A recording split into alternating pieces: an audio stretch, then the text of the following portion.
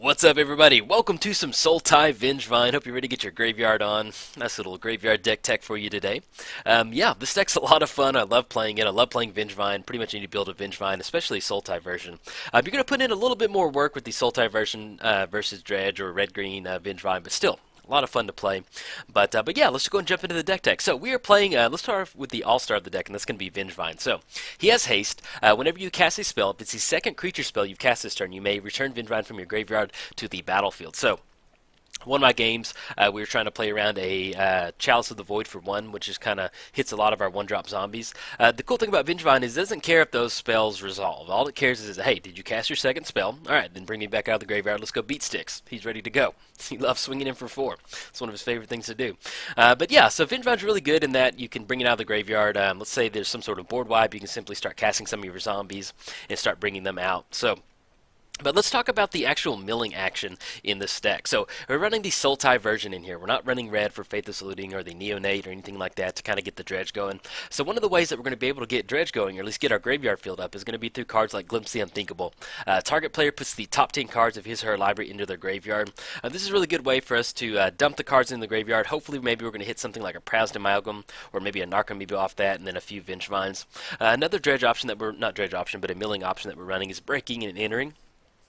Sorry, excuse me, I had a cough right there. Breaking and Entering. Target player puts the top 8 cards of his or her library into their graveyard. So we have 7 different ways to kind of start filling up our graveyard. Outside of that, we have a few Dredge options. We have Life from the Loam coming in at 2 cards on that, Dredge for 3, and then Stinkweed Imp for 5. So these are all the ways that we're going to be able to fuel the graveyard to make it to where we can get an active Vengevine. So now, what is the difference between this and Dredge? Dredge is a really they share a lot of common characteristics in that you're putting stuff into the graveyard, but with Vengevine, you're almost playing this game plan to where you're trying to go for one almost alpha graveyard strike. So let's say you spend a lot of your time milling, first couple turns milling. Hedron Crab, can't forget about him. With Hedron Crab, whenever a land enters the battlefield under your control, target player puts the top 3 cards of his or her library into their graveyard. So that's the other milling option in here. So we have 4 glimpses, 4 Hedron Crabs, that's 8, and then we have 11 with the Breaking and Enterings in there. So that's going to be how we kind of mill our graveyard out. But yeah, the difference between this and Dredge is that we're looking to go for a nice little graveyard alpha strike. Maybe we get down Hedron Crab turn 1, start making our fetch lane drops. It's going to be 6 cards into the graveyard by turn 2 after we play the fetch. Maybe we bust a Breaking and Entering. Next thing you know, we got 3 or 4 Vengevines. We pop that back, and boom, there you go to town. So you're kind of looking to basically get a nice little alpha strike out of the graveyard with these Vengevines. So that's how it plays a little bit differently than Dredge, but it still shares a lot of the same common gameplay. You're just looking to get as many cards in your graveyard as quickly as possible. So one of the things that we're also running in here is a lot of zombies, and one of the kind of the glue that holds this deck together is going to be Gravecrawler. So Gravecrawler, you may cast Gravecrawler from your graveyard as long as you control a zombie. This is going to allow us to get into spots where we have a few Vengevines in the graveyard. Let's say we have just Diregraph Ghoul in the hand. We mill ourselves. We have a couple Vengevines. We cast Diregraph Ghoul. Then we milled into a Gravecrawler, so we cast Gravecrawler out of the graveyard. That's going to enable Vengevine. Same thing with Gurmag Angler. Really good in the deck. It's a 5/5 body. We have that Delve option to where pretty much you're going to be able to delve away anything out of the deck besides Prized Amalgam or any of your Dredge options. So let's say we mill a Lotlet Troll. That's going to be prime fodder for Gurmag Angler. And then once we get down Gurmag Angler, let's say we have some nice little milling due to Hedron Crab. Get down Gurmag Angler, and then once again we'll be able to kind of cast Gravecrawler out of the graveyard. And then just to kind of highlight on that, let's say our opponent does have some sort of board wipe. They kind of clear their entire board up. Once we just finally draw into another zombie to cast it and then cast one of these out of the graveyard, we'll be back online for Vengevine. So the deck is really resilient. Other than something like Anger of the Gods that's going to exile a lot of the stuff, that's going to hit the deck really hard. About the only thing that's going to survive is going to be Gurmag Angler, or if we have a lot of counters on Lotlet Troll. So outside of the milling and the Vengevine action, it's kind of almost like you're just looking to chain 2 zombie spells into a nice little Vengevine. As far as the other cards in the deck, we have Diregraph Ghoul. It's just a 2/2 body. The cool thing about Diregraph Ghoul is it enters the battlefield tapped. You're going to be able to block with this one. Some of the other zombies like Gravecrawler, you can't block with it. Same thing with Dread Wanderer. It's going to enter the battlefield tapped. We're going to be able to block with Dread Wanderer, but it also has the 3 mana ability. So we're only running 2 of these in here. For 3 mana, you can bring it back out of the graveyard only if you have 1 or fewer cards in your hand. So let's say late game and we need to get Dread Wanderer onto the battlefield so we can cast Gravecrawler. Maybe we have 2 Gravecrawlers or something like that, and we can't get a zombie on the battlefield, it's really good for us to bring it back out and then cast some stuff out of the graveyard. So that's Dreadwonder, Diagraph Ghoul. I'm also running Narcomoebas in here. Main reason running Narcomoebas is in here to catch the prized amalgams that we're going to be milling. So let's say we do bust Glimpse for 10, we hit a Narcomoeba and a prized amalgam, that'll bring prized amalgam back out. Prized amalgam is a zombie, which allows us to recast Gravecrawler out of the graveyard, which turns on Vengevine. So there's a lot of synergy in here between these zombies. It's almost like we're running zombie tribal without the zombie lords. We have a heavy reliance on zombies. Same thing with Bloodghast, it just kind of fills the slot. Same thing as the Narcomoeba. We can start bringing it back off our land drops to bring back Prized Amalgam, and then allows us to kind of, if something happens to them where we chump block with the Prized Amalgam, we can bring it back with simply just making our land drop off Bloodghast. The other good utility card that we're running in here is Lotlet Troll. There will be some turns to where, let's say it's turn 3, we get down Lotlet Troll and we have a few zombies in our hand or a couple Gravecrawlers. So we get down Lotlet Troll, and Lotlet Troll also allows us to, let's say we have a handful of Vengevines and Prized Amalgams. We don't really want those in our hand, we want them in the graveyard. So we get down Lotlet Troll, discard a creature card, discard a couple Vengevines and a Gravecrawler. Lotlet Troll's on the battlefield, I got those 3 counters, and then we cast the Gravecrawler out of the graveyard that we discarded a Lotlet Troll, which allows us to bring Vengevine back out of the graveyard. So, as far as the utility zombies in the deck, it's definitely kind of revolves around Gravecrawler and Lotlet Troll.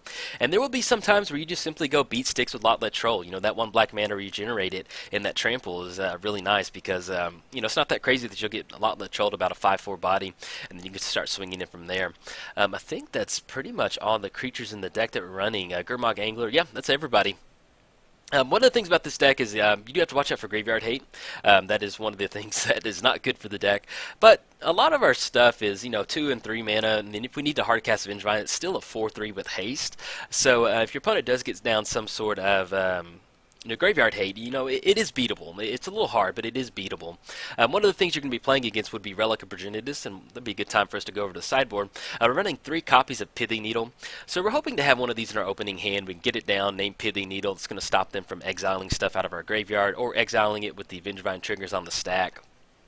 And we're also running Nature's Claim in here. Let's say we're playing against Rest in Peace. We're going to miss out on that trigger once it enters the battlefield, but at least we can kind of get rid of it and go from there. One of the things that if you've never played a graveyard deck and you're playing around Relic of Progenitus, or let's say your opponent, let's say you are playing around Relic of Progenitus, one of the things you need to do as far as a deck like this goes is very slowly roll your deck out, roll your graveyard out. Like, if you go full throttle graveyard and your opponent mills it, then they're going to get rid of it. So if you can just slowly start maybe casting a Prized Amalgam, start casting some stuff out of your graveyard, make it to where it's really not that enticing for them to pop the Relic of Progenitus. You can put them in a spot where maybe they're not going to pop it in an opportune time, or maybe they just want to get rid of you, bringing back a Prized Amalgam off of Bloodghast or something like that. So as far as playing around Relic of Progenitus, just kind of slow roll your graveyard out. If you have to just completely go full throttle graveyard, go for it. You don't want to just play cautiously around a Relic Progenitus, but if it's on the battlefield, just kind of slow roll your graveyard in a way to where you can slowly just get some nice little incremental value out of it. Outside of the Nature's Claim and the Pithing Needle, 4 copies of Fatal Push. I just want to make sure we can kind of clear the way on the ground for our opponents, for our creatures to start swinging across. Running 2 Stubborn Denials. We do have Vengevine, and they come out pretty easy, so it's, Stubborn Denial is a really good card for Modern. Running 2 copies of Snapcaster Mage. Let's say that, are playing against some sort of graveyard-based deck. You can kind of bring in 2 copies of Snapcaster as a way to kind of really turn on your graveyard. Let's say you need to bring in a lot of Fatal Pushes or some Nature Claims, something like that. Same thing with Go for the Throat. We're just looking to clear the way for the Eldrazi matchup on some of those bigger creatures. And then also Knot of the Bone, which is going to be your absolute best friend in any sort of burn matchup. Usually if you can go get down Knot of the Bone, and you'll have it on either in your opening hand or have it in your graveyard, usually most of the time you can bust Knot of the Bone out of the graveyard, gain, anywhere from 10 to 30 life depending on how heavy your graveyard is, and that's usually more than enough to allow you to buy you enough time to kind of get back into the game. Or if you spend a lot of time shocking and fetching earlier to make sure you have your mana base, you can simply bust a Knot of the Bone. So, and you're not always going to bring this in just against the burn matchup. I mean, this card is good enough to where if you're playing an attrition-based deck, it buys you, at least, most of the time, if you're able to resolve it, it's going to buy you about 2 to 3 more turns before they get lethal again. So, and that's what this deck needs. You need to set up a lot of stuff as quickly as possible, and you're being pretty painful with your shocks and fetches. But other than that, that's the deck in a nutshell. I have 4 gameplay videos for you that are up right now, so head on over there and check them out. And if you enjoyed the video, like and subscribe. Thanks. Bye.